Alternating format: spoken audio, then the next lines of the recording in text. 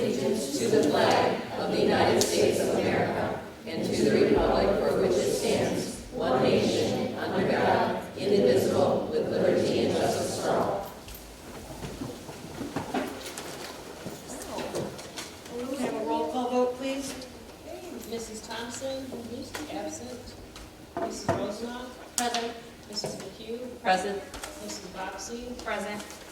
Mrs. Druick, absent. Mr. DeVos, Present. Mrs. Rose, absent.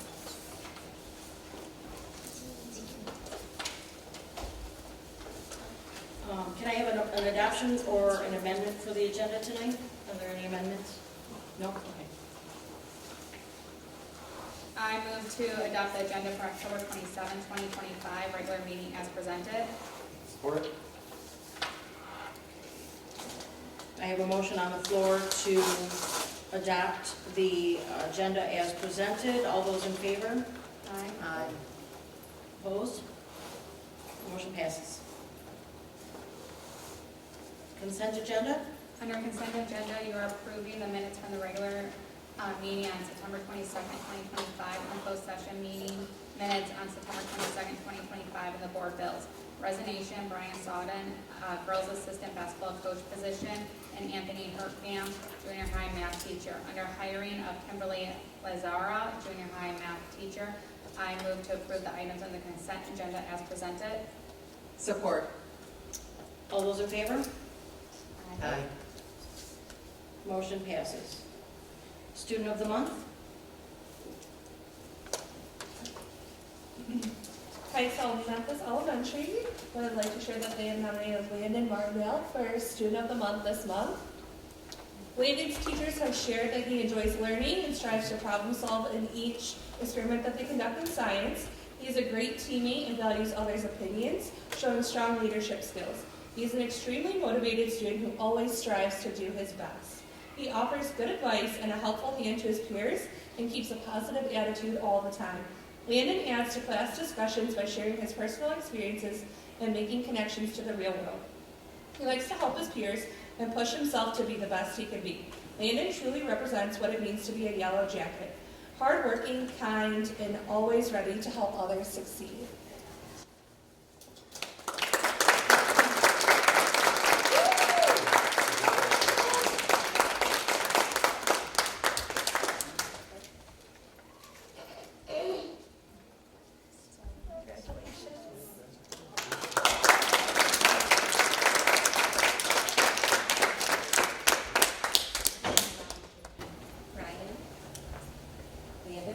Landon, we actually like to shake your hand and tell you you did a really good job. Is that too much? Are you okay doing that? Awesome. Thank you. You can start, yes?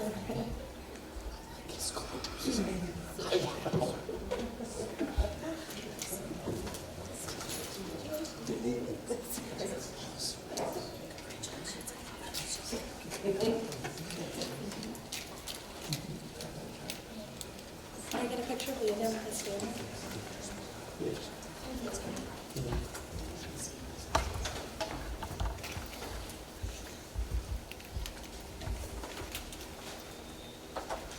Junior and senior high we actually have some teachers coming to present, so this is very good.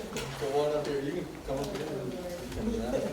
What's your favorite thing in the entire Oh, world? yeah, I'm so excited about this. You're lucky I love you. Just saying. You know how I feel about this. So I chose Eliana Budnick for September's Student of the Month. She's always willing to give it everything she possibly can. She always does it with a smile on her face. And my favorite thing about her is I always get to call her Hot Wheels in the hall. Well, my dad calls me. What Want else? to get your award? Hey, I got up here, you were getting up here.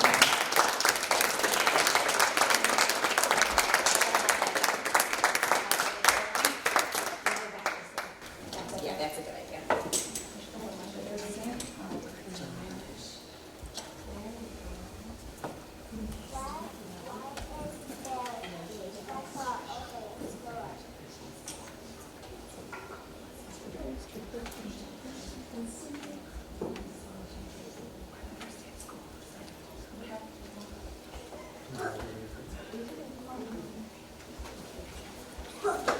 And then next up, we have Mr. Esch.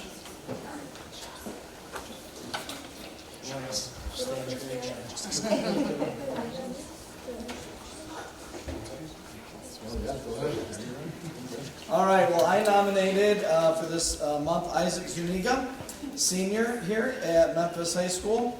I nominated Isaac because I'm just going to write what I wrote, because in writing it, I got to really get concise, otherwise I'll just babble on and on. Isaac has displayed exemplary leadership qualities this year.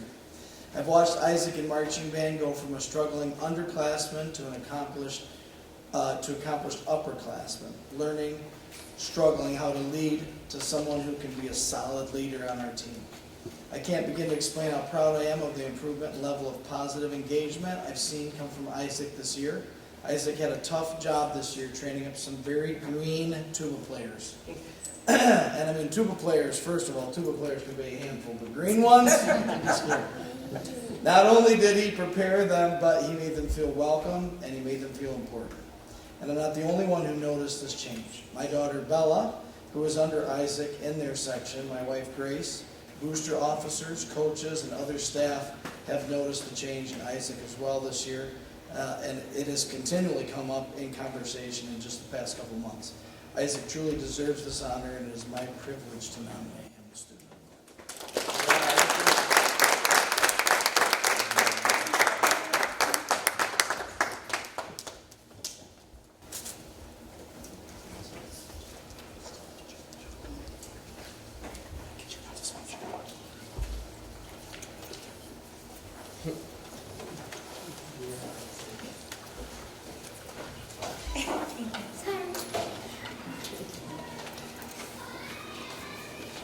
All right, board recognition and celebration. I have something, I just want to give a huge shout out to the football team, the cheer team, the color guard team, the marching band. What a way to wrap up the season with Friday night's home game that we won. We won the football game, it was awesome. Great energy in the air. The homecoming was great energy too. Yeah. Yes, they did a great job. I'm sure we'll hear about it later too, but I do want to highlight that the pep assembly was a lot more energy than the past. Combining all the cross the street in one, I think we need to do that forever. That was awesome. The elementary kids were really putting off some good vibes. I think it was cautious, contagious for the junior high schoolers.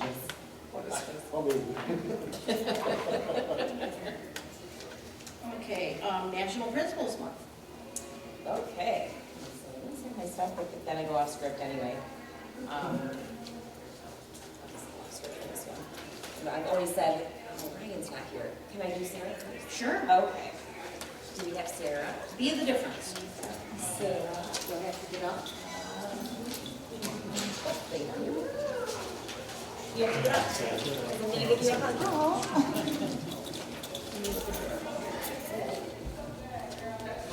Sarah has been the most incredible employee for everybody who is not lucky enough to know her and know her contributions. She has literally been the glue that has kept everything together at the start of the school year. And you have your own, I mean, we know August is August in a school. And she completely devoted herself. We had 3 out of 4 new staff members in the office across the street. And it was like, put me in, coach. What do you need? It was just wonderful. So I did write a whole lot, but I just needed to preface it with that because she's been nothing short of extraordinary. You truly embody the Speed the Difference Award in the spirit of dedication, compassion, and most importantly, selflessness. You and your tireless efforts to support the school have not gone unnoticed. And we are here today to celebrate you. The elementary office in particular has benefited from your gracious, compassionate service. With the 3 out of the 4 new staff members, it would have been easy to feel overwhelmed and uncertain, but you ensured that that office was ready to go, providing guidance, support, and reassurance. And that made a significant impact on everybody. Lastly, this is not just a recognition of your hard work and dedication, it's a celebration of the positive impact you have had on the school community.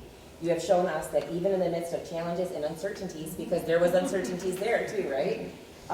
one person can truly make a difference. And for your selflessness, kindness, and generosity, you have inspired all of us. So thank you.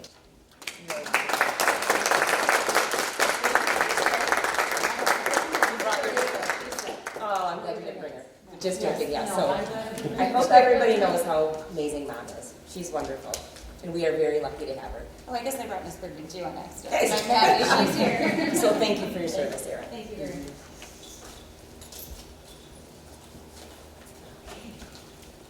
And then principal. October is principal's month, but I've always said, you know, as a principal for 8 years, it's one of the most exhausting. It's almost like you're the mom of 400 or 500 students, so it's oftentimes not like thankful. You just are expected to do it as the mom or dad of a building. So this is to recognize your incredibly hard work, your positivity, your grace, your kindness. Today, October, but really truly every day, because this is not being a principal in any building is not an easy job, and we are beyond grateful to have this team. We have a new team, and they are rocking it. So I'm grateful for them, not just October, but every month. And thank you for your service.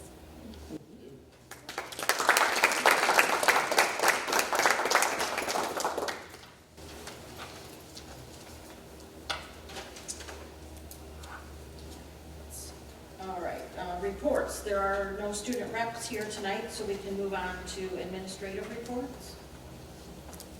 Nice to meet you, elementary. October was full of fun community events. We celebrate our outstanding students with their Student of the Month assembly and family breakfast afterward. That was something that went on with COVID, and we were excited to bring it back. So we filled the whole lower L cafeteria with the Students of the Month, their families, and donuts and cider, and it was a great time being able to have them in. It was beautiful weather for our 2 Grand Friends days, which was really nice because we opened up the lower cafeteria into the outdoor basketball court areas. So we had outside sitting space and inside. And Tiffany Ryan, our teacher, did a fantastic job of putting that together and organizing that. Our student council picked the Spirit Day themes and made posters that were hung around the building. And the Spirit Week and Homecoming Pep Assembly, as we had mentioned already, huge success. The kids absolutely loved it and kept talking about it the whole day after. Our hallway has been filled with butterflies as Miss Hewlett has been working on a school-wide art installation, showcasing the students' beautiful work. So every student's decorating their own butterfly, and it says "Spread your wings and soar," and the whole wall is filling up with butterflies, so that's coming out beautiful. Preschool enjoyed their literacy night and having Farmer Tony visit from Bell River Farms, bringing the tractor. That was really exciting for the students. And they did a presentation and answered questions and gifted everyone a loaded gift bag. And they also donated the hay bales, corn stalks, and pumpkins to decorate the school. So that was really nice. We're so grateful for the work of our MEPC. We're looking forward to the Harvest Hustle on October 31st. Students completed NWEA testing, which helps us design targeted instruction to help meet student individual needs during win time. Decodable libraries have gone out to teachers through our MSA program. These books are aligned with MSA lessons and are also research-based to support the orthographic mapping and neurological development. MSA stands for our multi-sensory approach. Our 6th graders just wrapped up their first in-depth book reports, showcasing their learning of novels of their choosing. Miss Kuhn took her library students onto our MSC book bus for a special library experience. So we're excited that even though it was stationary, the students were able to get out there and enjoy it during library. And it's also going to be included for one of the Harvest Hustle prizes too. 1st and 2nd graders have enjoyed their first field trips of the year, exploring environmental science through the Pine River Nature Center. And the BFG, who was in here, Mr. Esch, was the BFG. The 3rd grade novel students have been immersing themselves in through bookworms. They got a special visit from the BFG himself, who also wrote a letter to each class. It was hilarious. He dressed up and went to the windows and had the other kids go like, "It's the BFG!" and run away. So it was really cute. It brought a lot of excitement to the kids for that day. And those are my updates. Thank you. All right, you'll hear from me a lot here. I'm going to do the principal one, and then I'll do mine as well. So for junior, senior high. Homecoming week was great fun. Our district-wide pep rally was a success on many accounts. Powder Puff held a championship game during halftime of the JV football game on the 23rd of October to extend the fun another week. That was exhilarating. It was awesome. Very, very cool. A group of 10th graders attended the countywide manufacturing day field trip. The Prosper Tech Manufacturing, which manufactures aerospace and medical parts. All students were engaged and curious, asking great questions. Conferences, despite hiccups in sending out information, conference turnout was consistent with last fall. 11th grade will be taking the PSAT test tomorrow on the 28th. NWA testing is complete. Initial data shows the placement of rewards and or motivation and goal setting worked, especially at the high school level. Staff team reviewed the new 2025 norms and set plans to address the SPEED percentiles compared to old 2020 norms. Stings will be reassigned this week for the new quarter based on fall NWA scores, with teachers meeting with students individually to set goals for the year and individual learning plans. Our first junior high PBIS mini assembly will be held on Friday the 31st. Our students in the STING enrichment groups have worked on some fun projects, from research topics of interest, starting book clubs, participating in debates, to studying history through movies, researching Halloween traditions, and working on paintings. Students are engaged in personally created projects. New ZAP process is going well. Overall, the teachers are reporting that missing assignments are being turned in quicker. Prosecutor's office and Michigan State Police presented to students in home ec and ninth graders this quarter on internet safety. Each grade and cohort will go through the presentation this year. Exploratory home EC first session has been a success, with students sewing dog blankets, cornhole bags, mending buttons and hems, learning to fold fitted sheets, ironing clothes, sending proper emails, and writing and addressing letters, and more. Junior Honor Society inducted 14 members on the 21st of October. Congratulations to these student leaders who exemplify not only academic excellence, but community service and citizenship. A few more here, sorry. High school chemistry classes are competing in the Worldwide Mole Olympics starting on the 23rd through the 29th. It says check out information at this link and see our school name and logo amongst those who are competing worldwide. Mrs. Serafin also hosted a mole day on the 23rd of October with special treats and mole-themed brain teasers. 7th grade art collaborated with high school forensic science classes to sketch crime scenes based on eyewitness statements or evidence. Next week, government classes will collaborate with forensic science on the O.J. Simpson case with a mock trial focusing on evidence and trial procedures. Weekly update has been going out for junior and senior high school from myself and Mrs. Coppins, with items to note, important dates, sports schedules for the upcoming week. I asked marketing media classes to decide on a catchy name and they decided it should be titled the BuzzFeed moving forward. Mrs. Lindsay and Mrs. Armstrong have been busy with fall college visits and military branch lunch visits. Remember, October is college month, with many universities and colleges waiving application fees. The band boosters are hosting a junior high dance in a haunted band room for grades 4 through 8. That's Thursday this week. And then finally, Love on a Leash returned to the junior senior high school a few weeks ago. We are excited to partner with this great program. Our furry friends will visit during lunches and sting once a month. So that's for the high school. You want to go, Mr. Business Director? Actually, can I get one? Okay, thanks. I'm only going to do a portion of mine. I talked to Leslie about this before, because we do have some representatives from Barton Mallow and Partners in Architecture. We have Vicki, Don, you've met. Tim, he's always around and is the baker. And then Daryl came out earlier when we were first doing the thing. So I actually invited them to come out so that if there were any questions, sorry.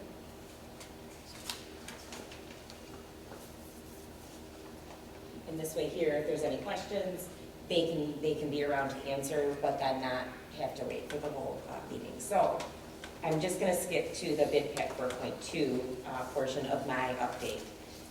And so we have received those bids, and they did encompass some scopes of work that were additional, basically wish list items. And with the fact that the gym, elementary gym structural work is still unknown, we are pausing on a bid awarding because it did come in over budget. So there are several things that I learned the term value engineering last week, where you can decide if some of these projects are things that we can do but differently. For example, instead of vinyl fencing, galvanized fencing. Reusing our bleachers as opposed to getting brand new bleachers. That's like a $300,000 savings. Those types of things, because November 7th is when we should have the bid opening for the gym. And until we know the extent of what that's going to look like, we really don't want to. It just wouldn't be responsible to present that bid award at this time when we know on November 7th we have that huge structural bid opening. So I do have Daryl and Don and Tim and Vicki here. They have a path forward, and I don't know if you guys want to talk about. I would just add to that we've been, working closely with Sarah and the architect, to make sure that you guys will have options, right, to make sure that you kind of deliver on the football field as promised, but then still have some funds available for the structural steel repair.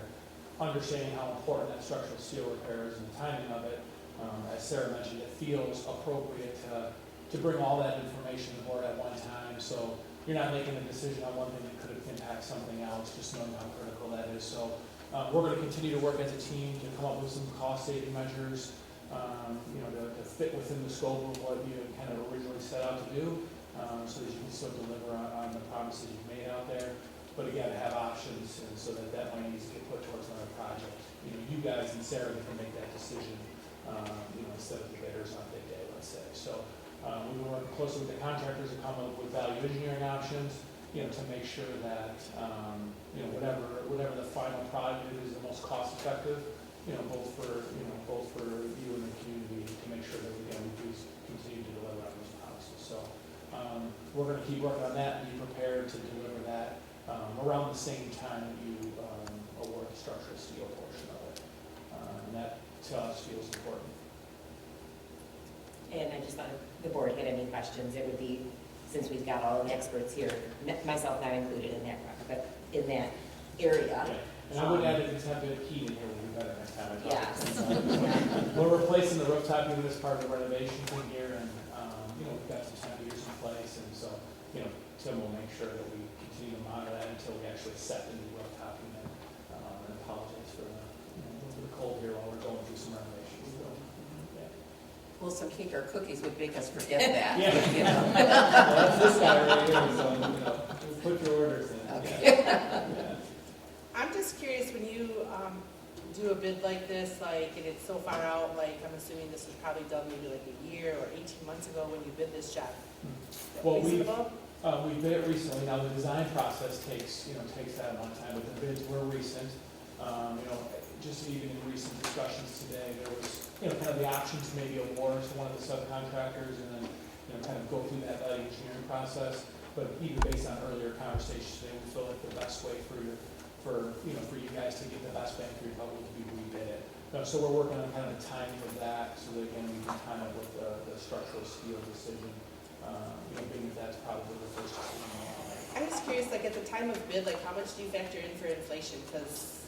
Yeah, so the bond application that we originally sent out does have a factor in to account for that. I don't know offhand what the percentage is, but you kind of take a certain percentage tax credit. So we've included some of that.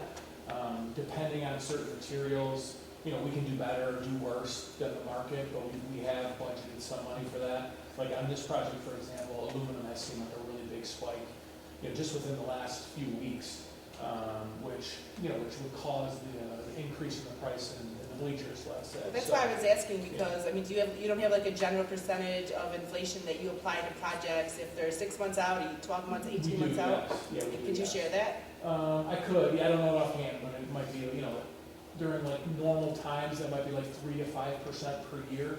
You know, what we just went through like 2020, 25, I mean, you saw construction costs like double through that time frame. So we have something similar here in that regard. So, you know, we've accounted for some of those costs. So that would be in the documents that Sarah has, so that Yes. she could go through and see what the percentage was for, Absolutely. for inflation? Yeah, absolutely, yeah.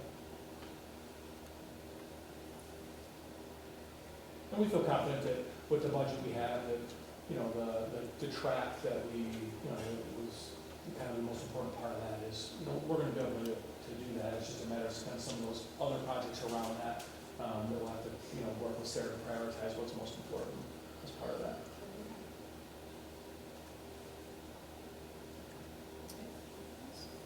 So that should be November, our next regularly scheduled meeting is November 17th. Early for things. So Yeah. we'll have the structure, the elementary, Structural the structural. Yeah. Yeah. And then we'll have a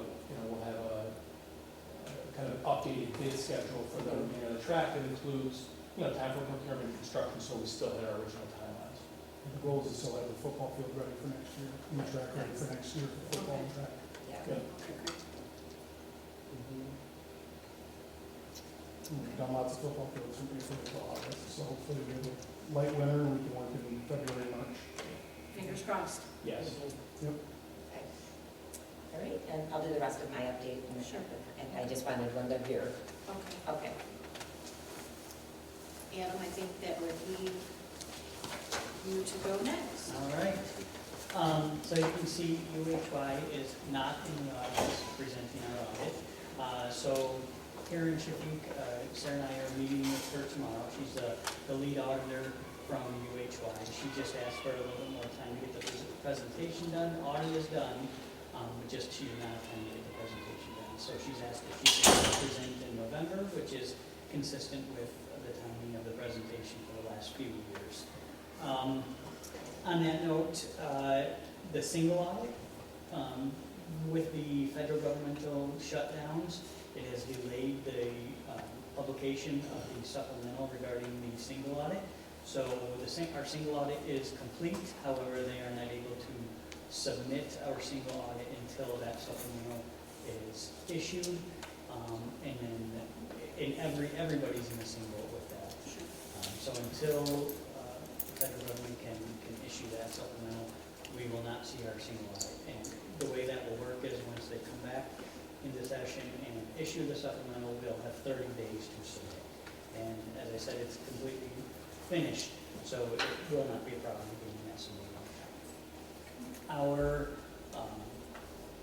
regular annual audit is due to the state by Monday, November 3rd.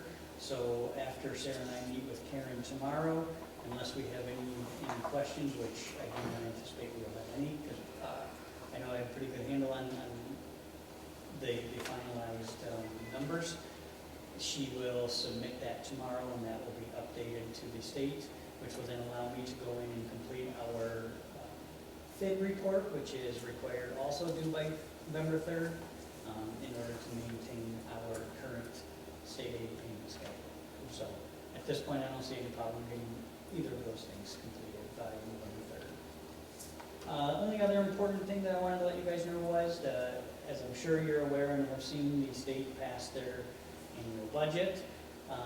As far as the school aid foundation or fund goes, it includes a per pupil student foundation allowance increase of $442 per pupil. So that will now be $10,050 per student. The lunch and breakfast free program will continue. There is an increase to 31A funding of 25%. I don't know if you recall, but last year there was no increase to the per pupil foundation. And in lieu of an increase, they did several MIPSers reimbursement categoricals. Just about all of those are being rescinded this year, and now we're seeing the increase in the per pupil foundation instead. The enrollment stabilization funding will be continued, which will be a great benefit to our district. Essentially how that works is we take a 2-year average of our student pupil count, and we get funded based on our 2-year average, so we don't see the effect of the substantial decline in the current year. So that will be a good help to our bottom line. The 35A5 Early Literacy Grant. This grant, we've taken advantage of, and it's been about $10,000 to $15,000 per year for the past at least 5 years. As I look back in our records, they've eliminated that grant. And then they are continuing the 31AA funding, and I know I had a little blurb about it in my notes. Essentially, this funding will come with some stipulations this year. The board will, once we get additional information, because there's still information coming out, I know Sarah's been with some superintendent meetings, but the county's still gathering information. There's a lot of talk about it all across the listservs, all across the state, and districts are considering whether or not to opt into this funding opportunity or not. As soon as we have all the information, we will pass it along to the board, and then the board will have to make a decision if we want to opt into that funding or not. So more to come on that. And then the last one was their budget did include a $100 million infrastructure grant line item, and at this point there is no additional data out on that of what that will take, but I do know it's going to be a competitive grant. So as soon as information comes out on that, Sarah and I will get on top of it and make sure we include that and see if that's something that can help with our elementary structural repairs. Yeah, that'd be awesome. Okay, I think that's it for reports. Right, oh, I'm sorry, APAB. Oh, I'm sorry. He was just going in order. Yeah, I apologize, yeah. All right, homecoming again, huge success. Homecoming dance is on that Saturday, no incidents, which is always awesome. Fall sports winding down, several teams already have participated in the districts, some starting in the near future.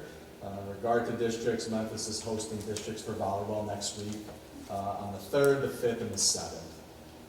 We hosted our last football game Friday on the 24th on the current field. Got a win, which was fantastic.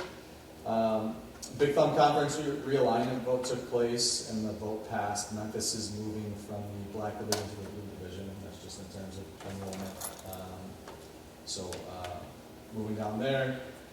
Few schools in the Big Thumb Conference are switching from 11-man to 8-man, so that seems to be a recurring theme that's kind of taking place in the area. We have a new school, Bay City Academy, that's applying to enter the conference.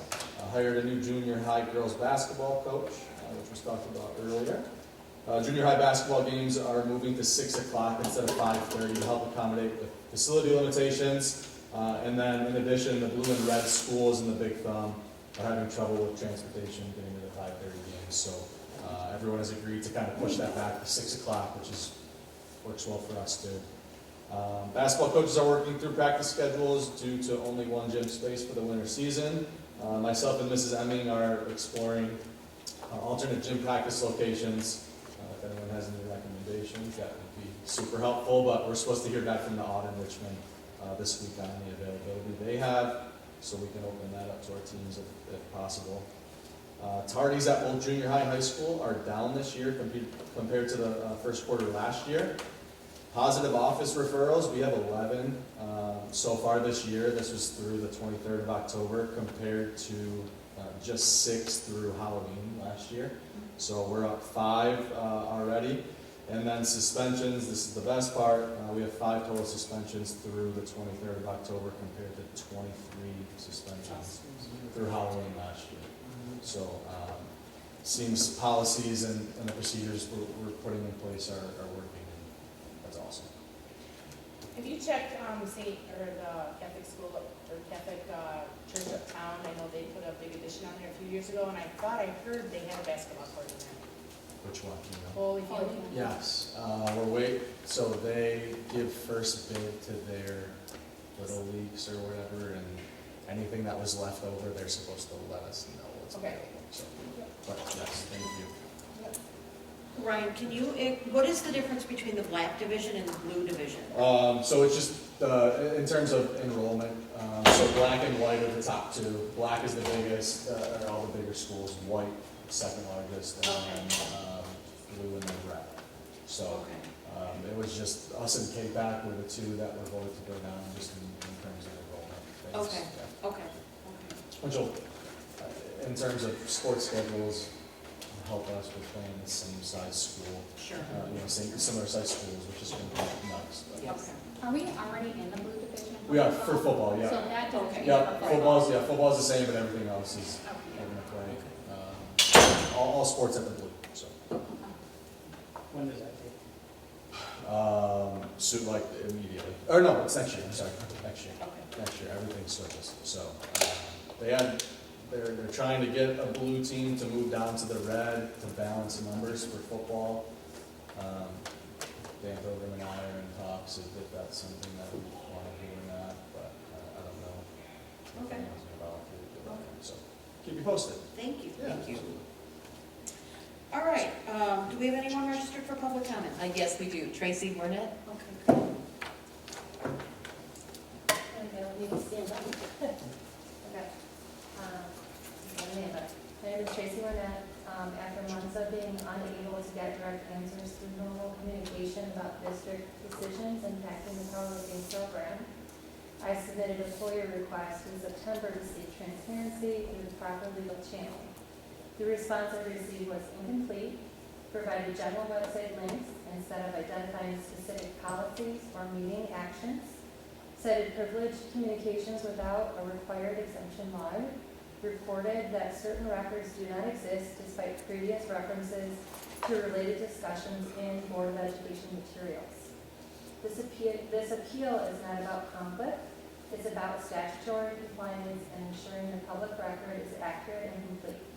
I continue to show up at personal cost, trusting that this district values transparency enough to meet the standard required under Michigan law. Thank you.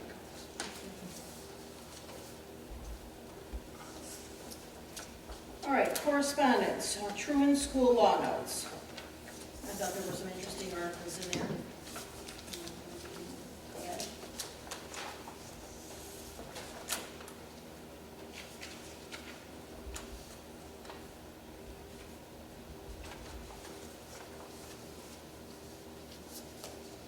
Okay, if not, at this time, we're going to move into closed session. The board is actually going to step out of the room, so everyone is welcome to stay right in here, and we'll come back when we're not. So I need a motion on the floor to go into closed session. I move to, did you want to? Okay, I move to go into closed session at 6:38 PM. Support? Okay. Can I have a roll call vote, please? Mrs. Thompson, absent. Mrs. Rosenbaum? Yes. Mrs. McHugh? Yes. Mrs. Bobbsey? Yes. Mrs. Drew is absent. Mr. DeVos? Yes? Mr. Rose? Yes.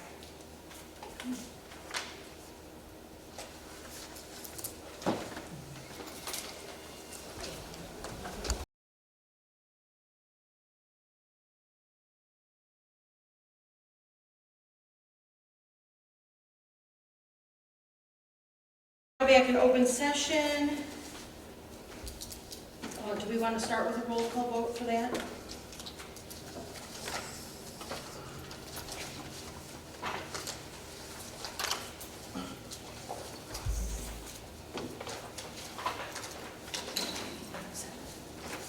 I'll give you a minute. Mrs. Thompson, absent. Mrs. Rosenbaum? Yes. Mrs. McHugh? Yes. Mrs. Bobbsey? Yes. Mrs. Jewett is absent. Mr. DeVos? Yes? Ms. Gross? Yes. Alrighty, we are now back in open session and starting with action item A. I move that the Board of Education authorize the board president to work with legal counsel to issue a response denying the recent FOIA appeal that was received by the board at tonight's meeting. Support. Okay, we have a motion on the floor by Ms. Bobbsey and a support by Mrs. Q. All discussion? All those in favor? Aye. Opposed? Okay, motion carries. Winter coaches, 2025-26 recommendations. I move to approve the winter coaches for 2025-26 as presented. Support. Okay, motion on the floor by Ms. Bobstein, supported by Mr. DeVos to approve winter coaches. Any discussion? All those in favor? Aye. Motion passes. I move to approve the summer tax resolution for 2026 as presented. Support. Okay, a motion on the floor by Ms. Bobstein, supported by Mrs. McHugh, to approve the summer tax resolution for 2026 as presented. Any discussion? All those in favor? Aye. Opposed? Okay, motion carries. And I move to approve the Power School litigation resolution as presented. Support. okay, we have a motion on the floor to approve the Power School litigation resolution by Ms. Bobstein, supported by Mr. DeVos. And discussion? All those in favor? Aye. Opposed? And motion carries. I move to approve the snow bid award to Molina Landscaping as presented. Support. Okay, we have a motion on the floor for the snow bid award to Molina Landscaping by Ms. Bobstein, supported by Mr. DeVos. Any discussion? I looked through those and it's a great bid. It really is. Some of those were outrageous. I know. I was like, Yeah. oh my goodness. So it, you know, and like we've worked with them in the past and yeah, okay, no problem. No problem. Yeah. Yes. Anything else? Okay, all those in favor? Aye. Any opposed? Motion carries. All righty, moving on to special election for sinking fund renewal discussion. It's gonna be Adam. You ready? Go for it. Yeah. All right. So, our current sinking fund, was approved for the years of 2022 to 2026. So, we are in our second to last levy. So our final levy will be July 1st, 2026. And those expenses will be, revenues will be included in the year ending June 30, 2027. This is the initial sinking fund was approved in 2017 to 2021, and it was taken for renewal 2022 to 2026. Both were 5-year sinking funds. We are in a position at this point where if the board will have to make a decision of whether they want to take this current sinking fund for further renewal for another 5-year term, or if we would want to let this sinking fund expire and then take a new sinking fund. Or it's always an option to not do anything with the sinking fund. My recommendation at this point would be to let the current sinking fund expire and take a new sinking fund for election for the July 1st, 2027 election. And then just some information on why I'm presenting that recommendation. Now, ultimately, it's the board's decision, but our current sinking fund is in a situation where we are currently in a Headley rollback. So our sinking fund is for 1 mil, but we are capped at the Headley rollback amount. So we will not be able to go back up to 1 for the duration. We will be stuck at the Headley rollback amount, so we will not be able to levy the full 1 mil that we had originally intended. On top of that, our current, even if we take this for renewal, we are restricted to the original the original request for the sinking fund that was from 2017 to 2021. Sinking fund rules and laws have changed to allow for more allowable uses, but because we are simply renewing our original sinking fund, we will not be able to utilize the sinking fund for those additional allowable uses. The major additional allowable use that I could see our district benefiting from greatly would be the inclusion of transportation maintenance vehicles and transportation of student transportation vehicles. So both of those uses are not currently included in our sinking fund and would be allowable in our new sinking fund. In addition to those reasons, the one major reason that I see would be a benefit of allowing this one to expire and taking a new one is if we were to take this for renewal, we have one opportunity left. We have the May of 2026 election to take this to our voters. We would have to, the board would have to vote on this in February, no later than February, to put a resolution in place that says that we want to go through with it, and then we would have to put this on the ballot for the May election. If it does not pass, that is our only chance for renewal.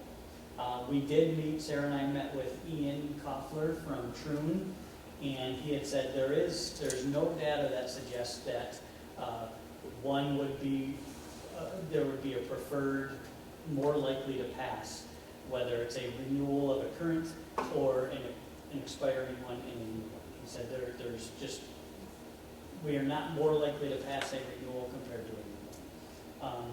If we were to allow this to expire, we would have the November of 2026 and the May of 2027 elections to take this. So if we were to take in November and it were to fail, we could put it on the May 2027 ballot.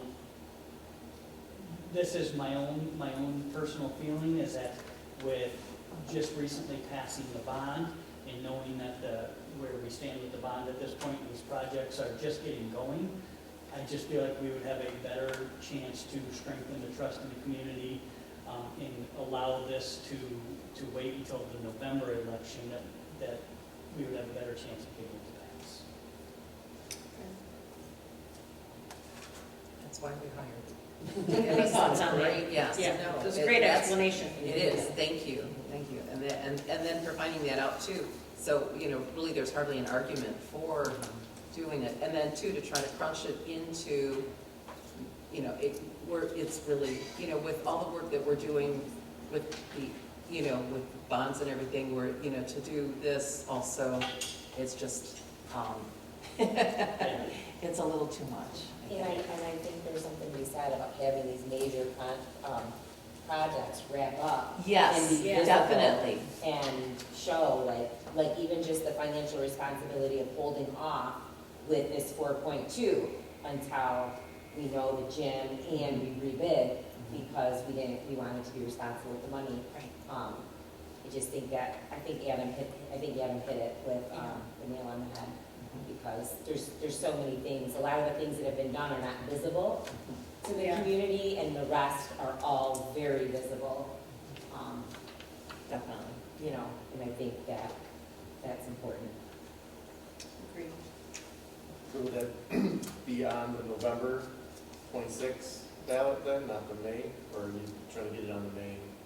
Not the May 26th ballot. If we wanted, if we were to renew, that would be on the May 26th. Okay. If we were to let it expire and take a new one, they're both going to be for a July 1st, 2027 levy, Right. but the renewal has to be in. By February, for the Yeah. resolution. Yep. Okay. Yeah. So we would start discussing this more as a board if we were to put this on the November of 26. When would we start discussing this as a board? We would have to have the resolution passed. I think it was August Okay. 5th, August 3rd. Yeah, that sounds I can get you about an right. exact date. Beginning of August, I Yeah. remember that, okay. Of 26, Yep. okay. Which is when a lot of stuff is supposed to be wrapping up too, with our track, Yeah. with everything, and stuff, Yeah. so.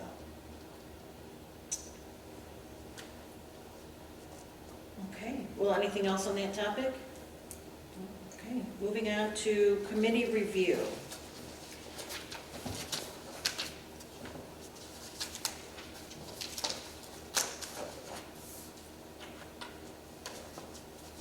All right, let's see.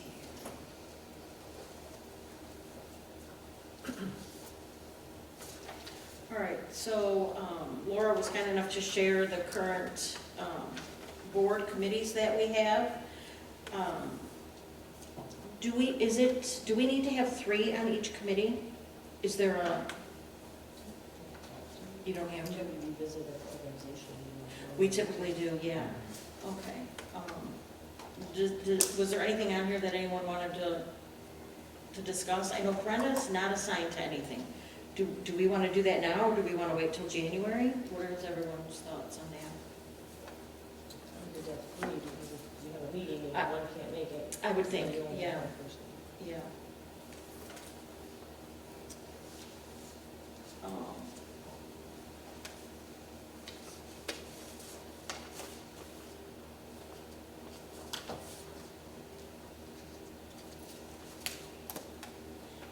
So just a thought off the top of my head, Brenda, since you're newer to the board, would you be interested in sitting on the Sinking Fund Committee? Or do you see a committee that you would be more interested in? I'm fine with Sinking Fund. The Sinking Fund Committee is currently also the Bond Committee, correct? Do you foresee the Bond Committee getting, or I mean, are we kind of wrapping that up? Yeah, the major projects are, obviously the ball fields, work with the ball fields is the major project, so, you know, but I think that there's work to be done in that Sinking Fund Committee before we, you know, move forward with. For sure, agreed, yeah. So I do foresee some committee meetings on those. Or, I mean, we have a light board right now. Would you guys be interested in tabling this till next month when the others can join us for discussion? I'd hate to make changes and, you know, move someone around or without everyone's input. Laura, do you have any thoughts? No, if you were gonna add someone, you would have to take an hour, so. Yeah. Exactly, yeah, Right. yeah. I can add it to the agenda next week. Yeah, why don't, is everyone okay if we do that? Okay.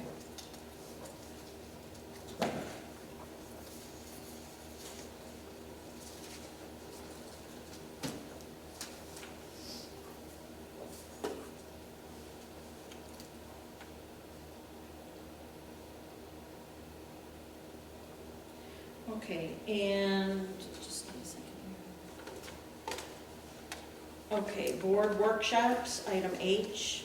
I asked for this to be put on the agenda, so I just really enjoyed the last workshop that we had that came to the school. I thought it was a great way for us as a group to kind of get on the same page, and I would love to see our board kind of come back to basics, and it would be great if we could all learn on a topic all at the same time. So we're all hearing the same thing at the same time, we're all hearing each other's questions, and it's obviously difficult to get everyone's schedules together to do Zoom meetings, or, not meetings, excuse me, Zoom workshops or off-site workshops, but I wanted to propose the idea of bringing workshops to the school, you know, perhaps like once every couple of months, just so we can kind of get back to basics and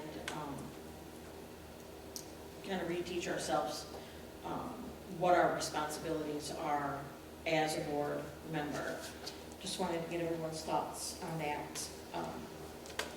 If I remember correctly, the 100 level courses, are those all reimbursable? Or the majority of them are, I know the majority of it. Is that included if they come on site? I don't know. Okay. Would you like me to find out? I can find out, because you have to understand that there's travel. Sure, that's why. The person to come and all that type of thing. Yeah, yeah.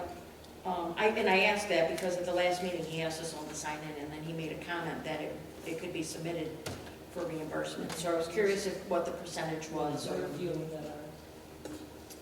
Yeah, does anyone have any thoughts on that? So you're thinking like once a quarter or something? That's what I was thinking. And would it be part of like our board meeting? It wouldn't be an extra meeting, right? It would be like the same night and we would like continue? I don't know. I kind of have mixed feelings on that myself personally, because I don't feel it's, although welcome, I don't feel it's necessary to ask the administrators to sit through a board workshop, because, you know, of course we wouldn't turn anyone away, but at the same time, it takes up a lot of their time as well.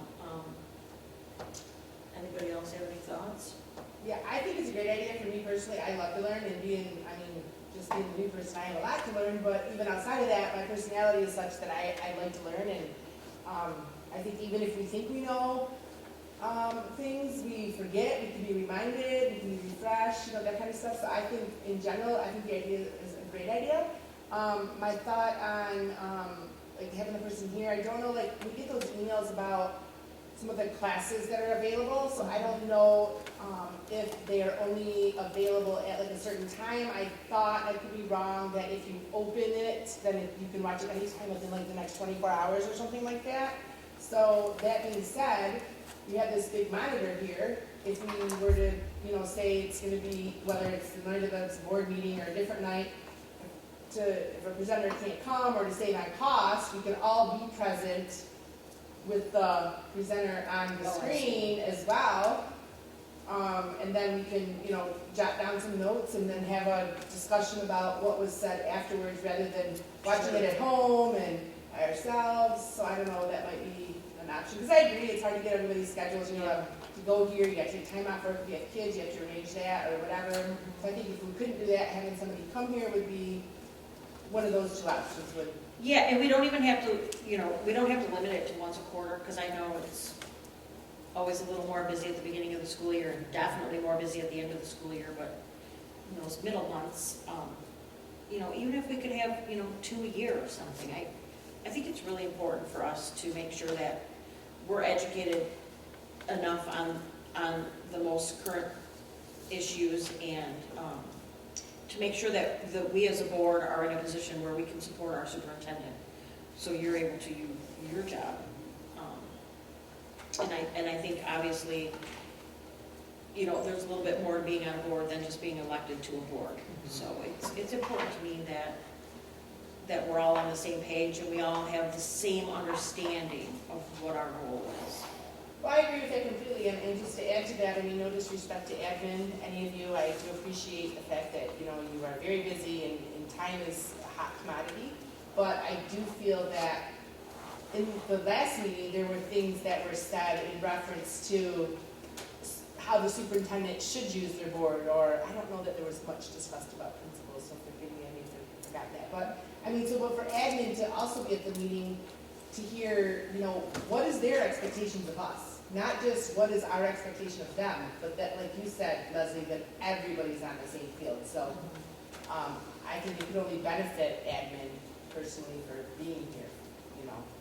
That's just my opinion, but. They're like, yay, 2 more meetings. Sorry, guys. I'm busting off the Christmas list. No, but they could bring their, their wish list to the superintendent who could share it with us. Because it is our responsibility to hire someone to run the district. It's not our responsibility to, we have 3 jobs, Leslie. yes, it is not our responsibility to, we're putting students first, we're hiring someone to manage the district for us, and we're setting policy. So I'll stop there.